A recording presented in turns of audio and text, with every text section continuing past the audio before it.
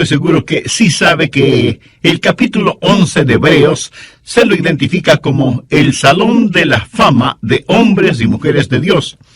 Y la única manera de llegar a estar en ese salón de la fama es creyendo en el Señor Jesucristo. Porque al final de cuentas, cuando estemos frente a Dios, cuando Él nos recompense, ¿en base a qué lo hará? Mateo 9:29 tiene la respuesta. Conforme a vuestra fe os sea hecho. Note que no dice que seremos recompensados de acuerdo a nuestra fama o nuestra fortuna o nuestra familia o nuestros amigos, ni aún de acuerdo a nuestros sentimientos, sino de acuerdo o conforme a nuestra fe. Por eso yo quiero predicar y enseñar a la gente para que tenga fe en Dios. Yo quiero ser un siervo con una fe absoluta en Dios. Y al preparar estos estudios bíblicos, no solo que espero ayudarles a tener fe en Dios, sino también que Dios siga obrando en su corazón. Y para hacerlo, nada mejor que saturarnos con las extraordinarias historias de fe que encontramos en Hebreos capítulo 11. Bien, busque por favor Hebreos capítulo 11, verso 30. Por fe cayeron los muros de Jericó después de rodearlos 7 días. Dios había prometido al pueblo de Israel una tierra de la cual fluía leche y miel, pero entre ellos y el cumplimiento de la promesa de Dios y la provisión de Dios para sus vidas, estaba la poderosa ciudad de Jericó. Jericó era una gran ciudad, importante ya que era una de las más antiguas civilizaciones conocidas por el hombre, pero no solo era grande en antigüedad, sino también muy grande en iniquidad y en indescriptible inmoralidad. Jericó era una ciudad fuertemente amurallada por los 4 costados, parecía ser inexpugnable, inconquistable. Su sola apariencia física parecía decir a Josué y al pueblo de Israel: manténganse alejados, nada podrán contra nosotros. Jericó, pues, era un obstáculo para el cumplimiento de las promesas de Dios. Ahora, ¿qué significa eso para usted o para mí hoy? Porque recuerde que cuando estudiamos cualquier pasaje de las Escrituras, debemos hacer 3 preguntas. Primera, ¿qué significó esto en ese tiempo? Segunda, ¿qué significa hoy? Y tercera, ¿qué significa para mí personalmente? Bueno, sabemos lo que significó entonces: un obstáculo entre el pueblo de Dios y la promesa de Dios, que debía ser removido. ¿Qué significa hoy en día? Significa que todavía hay gente de Dios y que todavía hay obstáculos que necesitan ser removidos. ¿Qué significa para mí personalmente? Que por medio del Señor Jesucristo y mi fe en Él, puedo salir victorioso frente a los obstáculos. Porque, mi amigo, en su vida y en mi vida, el diablo se encargará de poner enormes obstáculos entre nosotros y el plan, la voluntad y las promesas de Dios para nuestras vidas. Algo que se interponga entre nosotros y los sueños de nuestra juventud, entre nosotros y la voluntad de Dios, entre nosotros y las más nobles y santas ambiciones. Yo no sé qué clase de Jericó usted está enfrentando. Puede ser problemas familiares o problemas financieros, a lo mejor un matrimonio mal llevado, o una vida pecaminosa, o un cuerpo enfermo. No sé si usted está amargado por algún sueño no cumplido o porque nadie reconoce sus méritos. Pero sí sé que usted, lo mismo que yo, enfrenta problemas, y tal vez problemas profundos, y las estratégicas fuerzas del maligno están entre usted y todo lo que Dios quiere que usted sea. Por eso deseo mostrarle cómo superar esos obstáculos por medio de la fe. Otra vez, notemos lo que dice Hebreos 11:30. Por la fe cayeron los muros de Jericó después de rodearlos 7 días. Solamente por fe los muros de Jericó se vinieron al suelo después de que los rodearon durante 7 días. Verá, cuando Dios tiene que realizar un trabajo de proporciones, es el hombre de fe el que consigue el contrato. Fe es el eslabón que une nuestra nada a su todo. ¿Por qué no es nuestra destreza, sino la fe que tenemos, la que realiza el trabajo? Veamos 4 o 5 pasos para remover los obstáculos por medio de la fe. Josué 5, comenzando con el verso 13. Ahora, recuerde el trasfondo. El pueblo de Dios ya había salido de Egipto y estaba viajando a través del estéril, sofocante y candente desierto. Había cruzado el Jordán y estaba listo para conquistar la tierra prometida, la tierra de Canaán que fluía leche y miel. Pero la poderosa y pagana ciudad de Jericó estaba en medio de su camino. Y desde el verso 13 leemos: estando Josué cerca de Jericó, alzó sus ojos y vio un varón que estaba delante de él, y el cual tenía una espada desenvainada en su mano. Y Josué, yendo hacia él, le dijo: ¿eres de los nuestros o de nuestros enemigos? Él respondió: no, mas como príncipe del ejército de Jehová he venido ahora. Entonces Josué, postrándose sobre su rostro en tierra, le adoró y le dijo: ¿qué dice mi señor a su siervo? Y el príncipe del ejército de Jehová respondió a Josué: quite el calzado de tus pies, porque el lugar donde estás es santo. Y Josué así lo hizo. Ahí está Josué, observando su problema, o sea, viendo la poderosa ciudad de Jericó y pensando qué estrategia usará para conquistarla. No hay duda de que Josué estuvo muy consciente del problema que tenía al frente, y de pronto algo sucede. Se da cuenta de una presencia, de que alguien está junto a él. No sabe quién es, e instintivamente desenvaina su espada, se da media vuelta y se encuentra cara a cara con un hombre que tenía una espada en su mano. Y Josué le pregunta: ¿eres amigo o enemigo? ¿Estás con nosotros o eres un espía de ellos? Y el hombre le contesta: no, no estoy por ti ni estoy por ellos. Soy el príncipe del ejército de Jehová, y no he venido a tomar partido, sino a hacerme cargo de todo. ¿Quién es este con el que se encontró Josué? Fue el preencarnado Cristo. Frecuentemente en la Biblia y antes de su encarnación, el Señor Jesús visitó la tierra, apareciéndose como el ángel del Jehová, como el capitán de los ejércitos de Jehová. Y Josué está frente a Jesús, baja su espada y postrándose sobre su rostro en tierra, adoró al Señor. Y por eso yo sé que no fue un ángel, porque ningún ángel hubiera permitido ser adorado de esa manera. Josué estaba adorando al Señor, príncipe de los ejércitos de Jehová, su padre. Y aquí es donde la fe de Josué comienza a crecer, porque la fe siempre crece cuando adoramos al Señor. Josué estaba mirando a Jesús, y la fe comienza a cimentarse y crecer en su corazón y su vida. Debemos estar conscientes de Dios en vez de estar tan conscientes de nuestros problemas.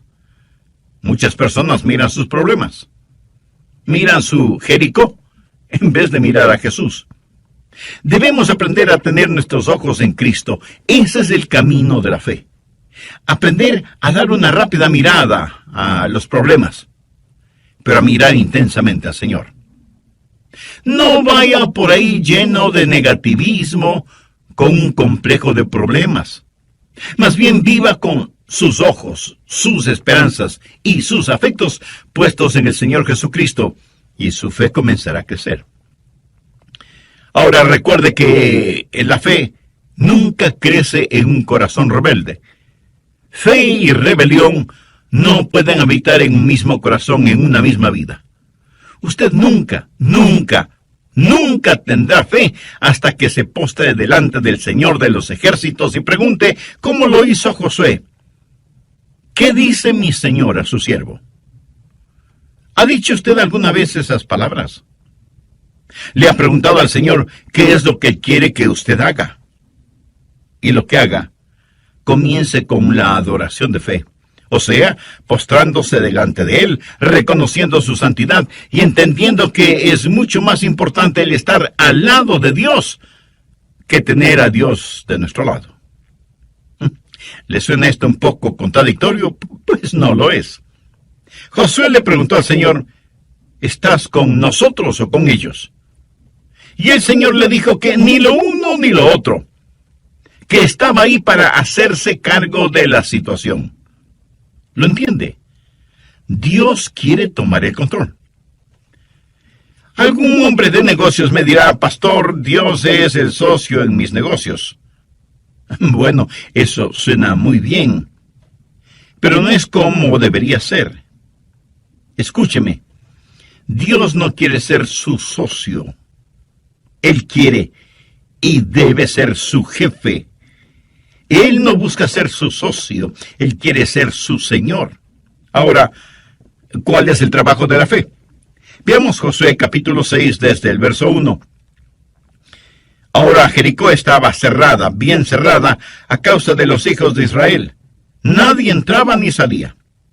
Mas Jehová dijo a Josué, mira, yo he entregado en tus manos a Jericó y a su rey con sus varones de guerra. Rodearéis pues la ciudad todos los hombres de guerra, yendo alrededor de la ciudad una vez. Y esto haréis durante 7 días. Y 7 sacerdotes llevarán 7 bocinas de cuernos de carnero delante del arca, y al 7º día daréis 7 vueltas a la ciudad, y los sacerdotes tocarán las bocinas. Y cuando toquen prolongadamente el cuerno del carnero, así que oigáis el sonido de la bocina, todo el pueblo gritará a gran voz, y el muro de la ciudad caerá. Entonces subirá el pueblo, cada uno derecho hacia adelante. Este era el plan de Dios para darles la victoria, y por supuesto que fue un gran, pero extraño plan.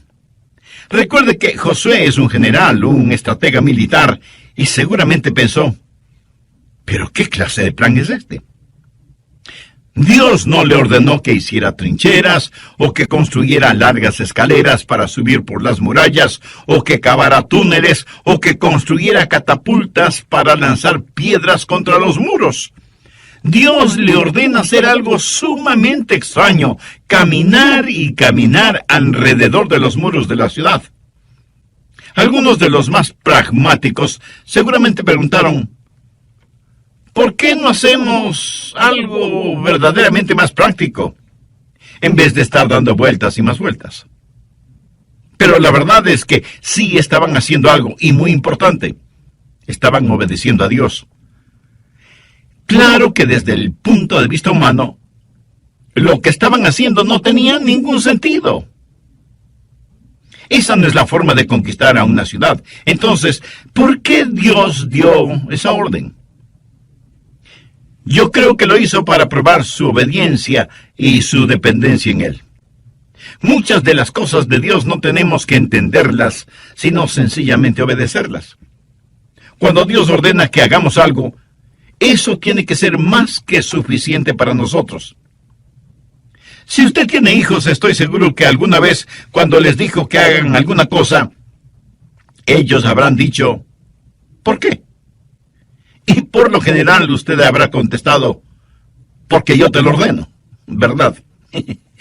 Y con esa frase, lo que usted le dice a su hijo o su hija es, no tengo que darte una explicación, pudiera hacerlo, pero no tengo que hacerlo. Yo soy tu papá o tu mamá, y tú eres mi hijo o hija. Y lo que te digo que hagas debes hacerlo, y si desobedeces, deberás aceptar las consecuencias de tu desobediencia. Ahora, déjeme decirle algo acerca de la Biblia. No es primordialmente un libro que debe ser explicado, sino un libro que debe ser creído y obedecido. La mayoría de la gente no la va a entender. Me imagino que la gente que vivía en Jericó, mirando desde las altas murallas de su ciudad, se sentían seguras. Y viendo a los israelitas allá abajo, seguramente decían entre risas y burlas: miren a esos tontos allá abajo, no saben ni siquiera lo que significa pelear. Seguramente en el interior de la ciudad estaban nerviosos viendo a los israelitas sitiando la ciudad, pero exteriormente se burlaban de ellos y sus raros preparativos de conquista. Amigo, jamás permita que las risas y burlas de los malvados le alejen de su fe en Jesús. La gente de este mundo se burlará de nosotros, y si no lo hace, será porque nada diferente ve en nosotros. Pablo dice en 1 Corintios 1, los versos del 18 al 21, porque la palabra de Dios es locura a los que se pierden, pero a los que se salvan, esto es a nosotros, es poder de Dios. Porque está escrito: destruiré la sabiduría de los sabios y desecharé el entendimiento de los entendidos. ¿Dónde está el sabio? ¿Dónde está el escriba?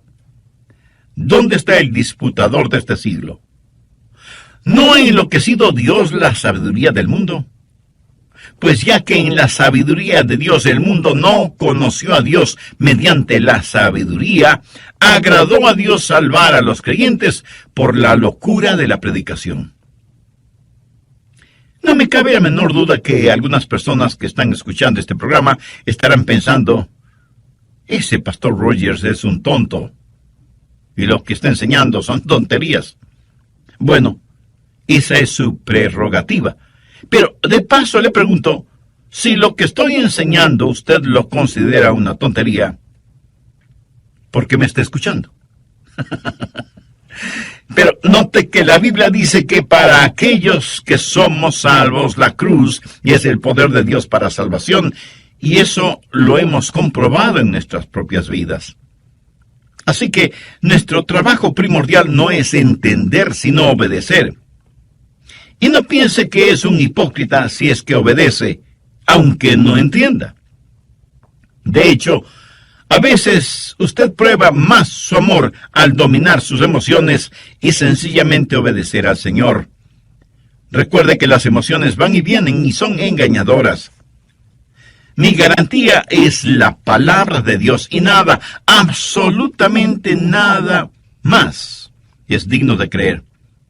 No trate de entender todo lo que Dios dice. Viva por fe, aunque sea algo que no tenga ningún sentido para usted. La adoración de la fe es postrarse delante del Señor. ¿Cuál es el trabajo de la fe? Es obediencia completa, inmediata, gozosa, incuestionable y sin ninguna reserva. La fe sin obras es muerta. Hay un elemento más: el esperar en fe, esperar en el Señor. Veamos Josué 6, desde el verso 14. Así dieron otra vuelta a la ciudad el segundo día y volvieron al campamento, y de esta manera hicieron durante 6 días. Al séptimo día se levantaron al despuntar el alba, y dieron vuelta a la ciudad de la misma manera 7 veces. Solamente ese día dieron vuelta alrededor de ella 7 veces. Bien, me detendré en este punto y terminaré este mensaje en el próximo programa. Antes de finalizar, quisiera invitarle a usted, amiga o amigo, que aún no conoce a Cristo como su Salvador personal, para que haga esa decisión ahora mismo. Con fe y sinceridad, ore y diga: Señor Jesús, necesito que perdones mis pecados, me limpies y me salves. Tú ya hiciste tu parte al morir por mí en la cruz del Calvario, y yo ahora te recibo en mi corazón como mi Salvador y mi Señor. Ya estoy cansado de esto. Lo hemos hecho por 6 días y nada ha sucedido, y en este séptimo día hemos caminado alrededor de la ciudad 7 veces y no pasa nada. Estoy cansado y no lo haré más. Si todo el pueblo de Israel hubiera reaccionado de esa manera, a lo mejor la ciudad de Jericó aún existiera, o Dios lo hubiera juzgado de alguna otra forma. ¿No le parece? Pero Dios quería enseñarles una gran lección. Quería enseñarles paciencia, el saber esperar en Dios. Escuche, Cuando usted espera en el Señor, eso no es una pérdida de tiempo. Veamos lo que dice Isaías 28:16. Por tanto, Jehová el Señor dice así: He aquí que yo he puesto en Sión por fundamento una piedra probada, angular, preciosa, de cimiento estable. El que creyere, no se apresure. Cuando usted cree en el Señor Jesucristo, la roca sólida, cuando usted deposita su fe en Él, le puedo decir que puede darse el lujo de esperar, pero esperar en el Señor. Vamos ahora a Isaías 30:18. Por tanto, Jehová esperará para tener piedad de nosotros. ¿Por qué Dios no contesta sus oraciones inmediatamente? La Biblia dice que es porque Dios le ama. Por tanto, Jehová esperará para tener piedad de nosotros. Note cómo concluye ese versículo. Bienaventurados todos los que confían en Él. ¿Quiere usted ser bendecido? Espere en el Señor. Dios está esperando que usted espere en Él. La Biblia dice que no debemos dejar de hacer el bien, porque a su debido tiempo cosecharemos si no desmayamos. Busque Hebreos 10:36 y vea si este verso le habla a usted. Porque os es necesaria la paciencia, para que habiendo hecho la voluntad de Dios, obtengáis la promesa. Algunos de quienes me están escuchando están listos a tirar la toalla, a rendirse. Algunos están en los hospitales, otros en sus propias casas, y están profundamente desanimados. A todos les digo que hay una adoración de la fe, hay un trabajo de la fe, y hay un esperar de fe, esperar en el Señor.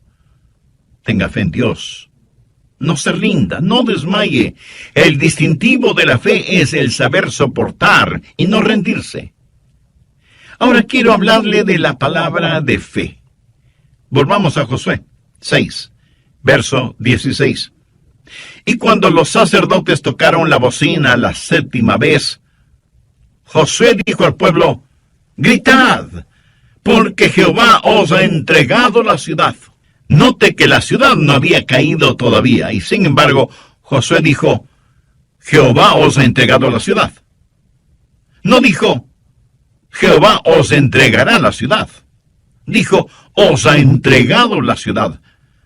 ¿Cómo pudo Josué decir que algo había sido hecho cuando aún no estaba hecho? Porque ya estaba hecho en la mente y el corazón de Dios, aunque todavía no había sucedido. Estaba hecho por fe y potencialidad. Por eso Josué dijo: Jehová os ha entregado la ciudad. Josué conocía y confiaba en la palabra de Dios, en las promesas de Dios. Mire lo que dice Josué 6:2. Mas Jehová dijo a Josué: mira, yo he entregado en tu mano a Jericó. ¿Qué es lo que Josué hizo? Hablar una palabra de fe. Pero, ¿de dónde consiguió él esa palabra? Pues de la palabra de Dios. Ahora ponga atención. Lo que he estado diciendo una y otra vez es lo que Pablo dijo en Romanos 10:17. La fe es por el orar. La fe es por el oír. Y el oír por la palabra de Dios. Josué simplemente no decidió que quería algo y que lo obtendría solo creyendo. Eso no es fe. Fe no es el imaginarse algo que desea y decir que va a creer en Dios para que se haga realidad. Usted no puede creer en Dios solo para obtener algo. Usted solo puede creer en Dios por algo que ya está en el corazón y la mente de Dios. Dios le dijo a Josué: te he entregado la ciudad. Eso ya está hecho en mi corazón y mente. Así que Josué no hace sino repetir casi las mismas palabras dichas por Dios. Fe es el estar de acuerdo con Dios y su palabra. Dios debe hablar antes de que usted tenga fe. y Él hablará por medio de su palabra o por medio de su espíritu, o una combinación de su palabra y su espíritu, pero Dios le hablará, y fe es su reacción a lo que Dios le diga. Por lo tanto, usted ha estado caminando con Dios, adorando a Dios, conociendo a Dios, esperando en Dios, para poder escuchar a Dios y creer en Dios.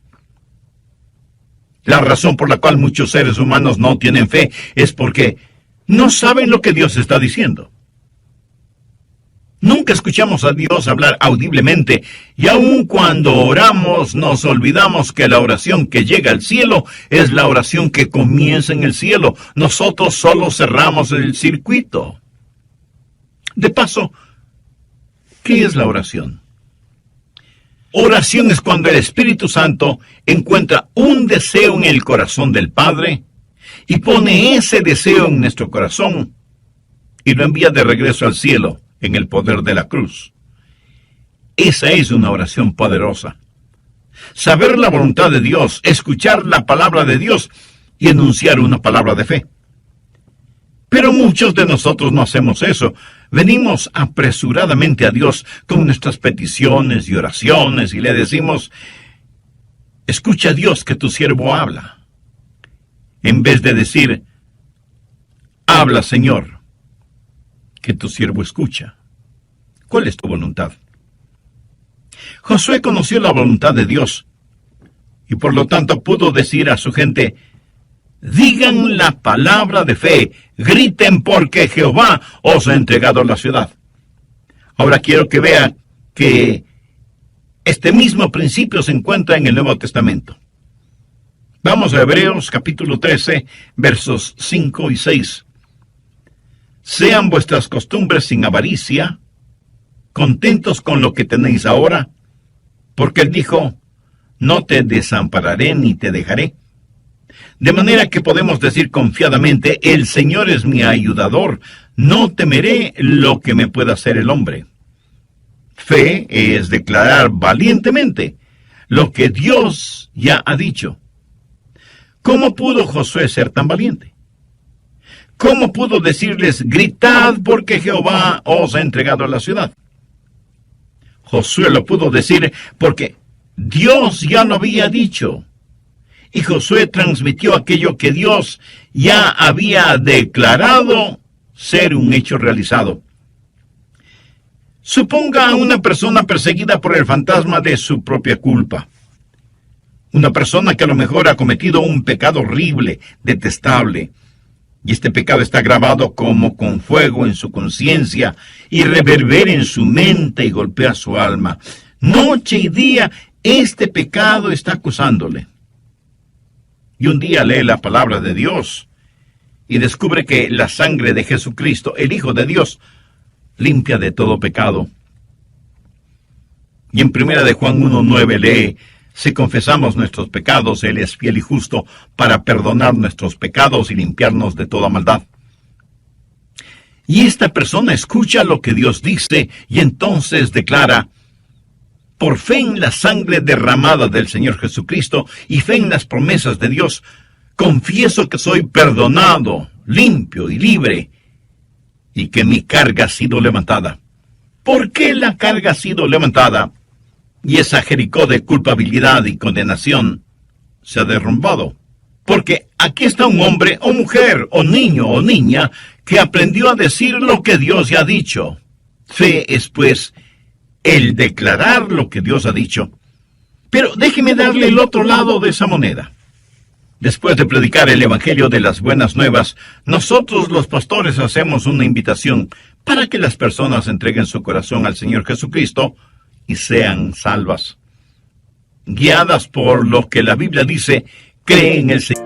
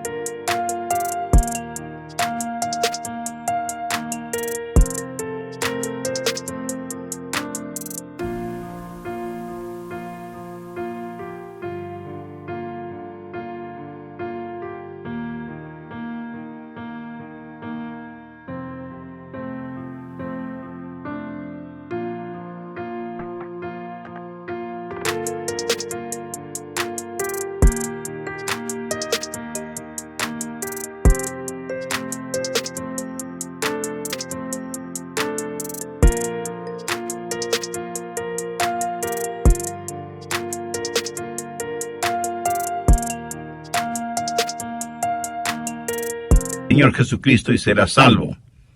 Y todo aquel que invocare el nombre del Señor será salvo. Y esas personas oran y piden a Cristo que venga a morar en sus corazones. Y si usted les pregunta si son salvas, le contestarán que sí, porque han depositado su fe en Jesucristo y confían en todas las promesas dadas por Dios en su palabra. El apóstol Pablo, escribiendo a los hermanos en Roma, les dice: si confesares con tu boca que Jesús es el Señor, y creyeres en tu corazón que Dios le levantó de los muertos, serás salvo, porque con el corazón se cree para justicia, pero con la boca se confiesa para salvación. Hay una palabra de fe. Aprenda a hablar la palabra de Dios. Aprenda a decir lo que Dios dice, y aprenda a decirlo con valentía, con osadía. De eso se trata la fe.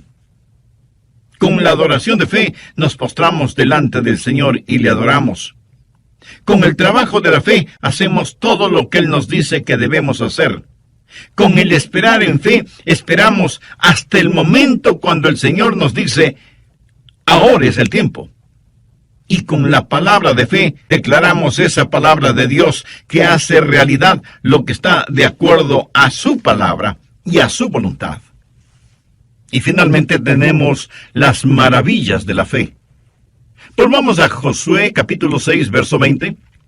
Entonces el pueblo gritó, y los sacerdotes tocaron las bocinas, y aconteció que cuando el pueblo hubo oído el sonido de la bocina, gritó con gran vocerío, y el muro se derrumbó. El pueblo subió luego a la ciudad, cada uno derecho hacia adelante, y la tomaron. Dios obra maravillas increíbles cuando sus hijos creen en Él.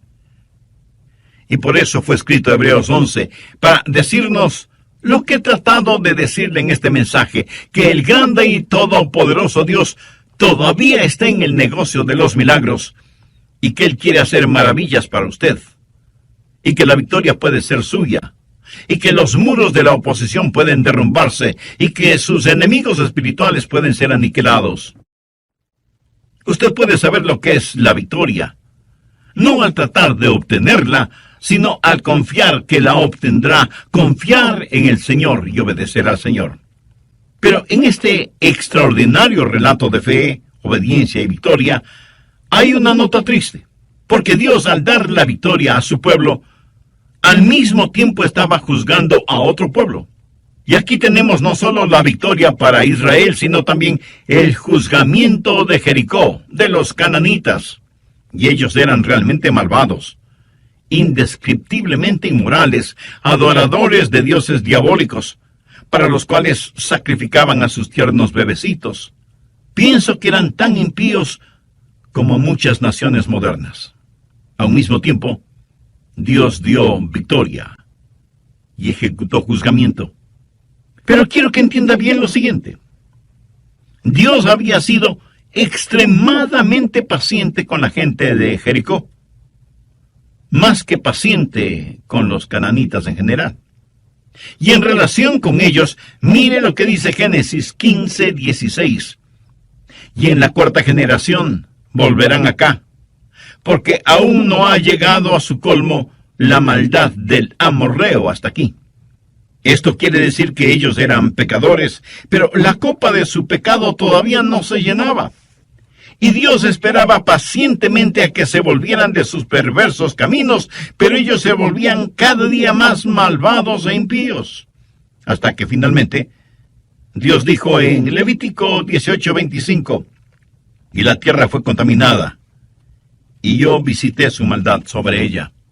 Note que la iniquidad de los amoritas no es absolutamente total, pero finalmente Dios llega al punto de ver que la tierra está contaminada. Algunos piensan que Dios actuó caprichosamente o descuidadamente cuando juzgó a Jericó y sus habitantes fueron diezmados, y la ciudad y sus murallas fueron destruidas. Dios esperó mucho tiempo antes de juzgarles, pero ellos se hundieron más y más en sus iniquidades hasta que finalmente la represa de la misericordia de Dios se rompió, y las furiosas aguas de la ira de Dios arrasó con todos ellos. Por medio de la fe hay la victoria. Por medio de la incredulidad no hay nada sino juicio y condenación. Por eso, mi amiga y mi amigo, yo quiero que usted tenga fe. No hay manera de que usted pueda vivir victoriosamente en estos peligrosos días sin tener fe. Cualquier cosa que no esté atornillada o clavada podrá ser removida fácilmente. Y es mejor que empiece ahora mismo a enseñar a sus hijos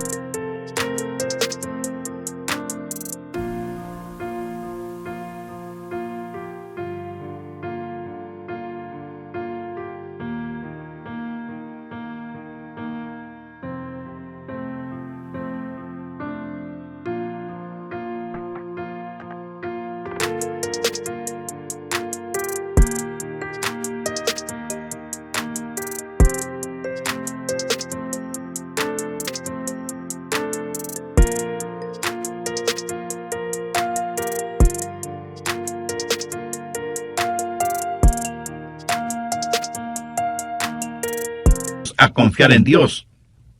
Si ellos en forma cotidiana ven que usted confía en Dios y que su fe no es solo dominguera o de iglesia, le aseguro por experiencia propia que ellos confiarán y tendrán fe en Dios en forma casi natural. Yo creo que nuestra copa de pecado está llena hasta el borde en nuestras ciudades y naciones. Mire cómo está la situación en todo el mundo. No podemos dejar de ver el incontenible torrente de pecados que nos abruman. No podemos dejar de ver lo que Dios está escribiendo en grandes letras en nuestra generación. Necios seríamos si dejamos de ver todo esto que está llegando a un clímax. Escúcheme. Pronto otra trompeta sonará. Pronto otro grito se oirá. Y los reinos de este mundo vendrán a ser los reinos del Señor Jesucristo, y aquellos que conozcan al Señor serán los victoriosos y salvos, y aquellos que no conozcan al Señor serán los perdidos y condenados. La trompeta puede sonar en cualquier momento. Usted no sabe cuándo será, ni yo lo sé. En la epístola de Pablo a los Tesalonicenses leemos, porque el Señor mismo con voz de mando, con voz de arcángel y con trompeta de Dios, descenderá del cielo. ¿Está usted listo para este portentoso evento? Solo hay una forma para estar listo: por fe. Recuerde que la Biblia dice, cree en el Señor Jesucristo y será salvo. ¿Cree usted en el Señor Jesucristo? ¿Confía en Él? ¿Ha depositado toda su fe en Él? ¿Posee usted la clase de fe que le impulsa a la obediencia? Si usted aún no tiene una relación personal